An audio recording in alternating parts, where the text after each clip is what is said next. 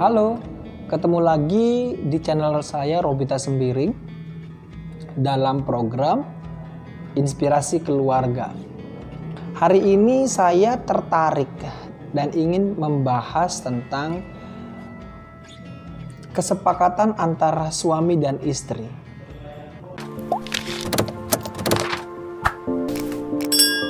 Ada sebuah stereotip yang beredar di masyarakat. Ketika masyarakat atau orang-orang melihat anak-anak pakaiannya tidak baik atau mungkin warnanya tabrak lari, maka yang disalahkan istri. Istri itu harus bisa memasak, melayani suami, merawat anak-anak, merapikan rumah. Rumah berantakan, itu kesalahan istri.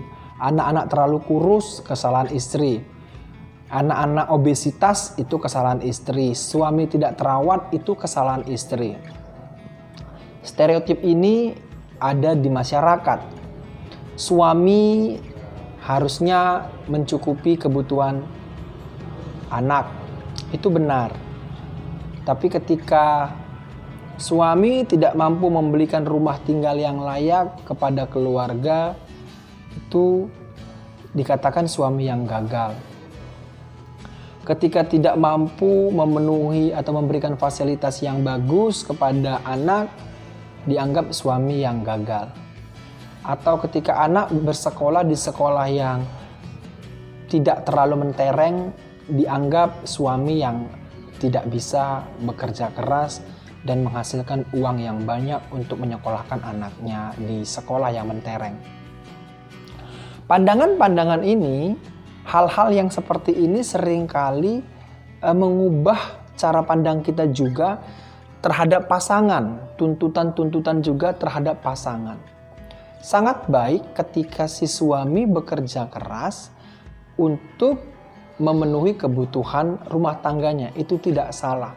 Sangat baik ketika si istri bekerja keras, kemudian berusaha untuk melayani suami, melayani anak-anak, merawat anak-anak dengan baik.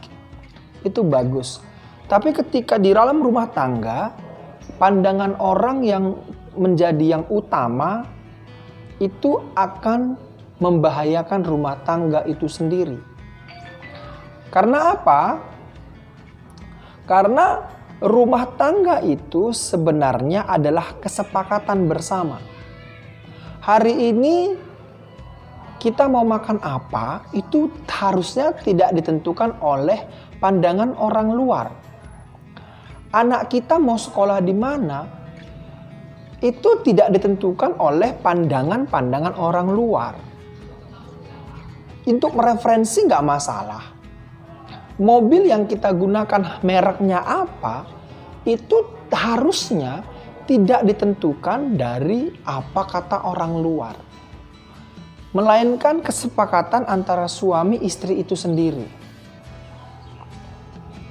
Fasilitas yang dibawa ke rumah, yang dipakai di rumah, merek baju yang kita pakai, makan makanan yang kita makan, atau tempat ulang tahun di mana harusnya anak kita mau berulang tahun, itu harusnya adalah kesepakatan suami dan istri, bukan oleh pandangan orang lain. Termasuk orang tua. Orang tua sifatnya hanya sebagai penasehat saja. Orang lain hanya sebatas memberi masukan. Kalau kita ibaratkan dalam etalase, itu pendapat orang lain itu ada di etalase-etalase aja. Jadi selama kita tidak ambil dan tidak pakai, pendapat itu hanya berdiam diri di etalase saja. Untuk hanya sebagai pandangan alternatif. Keputusan kita untuk menggunakan pendapat si A itu tidak boleh atas pandangan dia. Tapi kita menggunakan pendapat si A itu harus keputusan suami dan istri. Sehingga ketika keputusan itu berhasil, itu bukan karena si A, tapi karena pasangan suami dan istri. Ketika pendapat itu kita pakai, kita gunakan dan kita gagal, itu bukan karena kesalahan si A, tapi karena keputusan saya dan istri.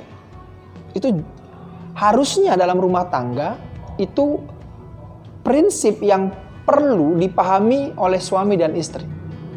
Karena ketika kita berpikir bahwa pandangan orang luar itu bagus dan kita menggunakannya karena itu bagus, kita perlu koreksi kembali. Kita perlu melihat diri kita kembali. Situasi yang berbeda, tempat yang berbeda, keadaan yang berbeda akan menghasilkan hasil yang berbeda.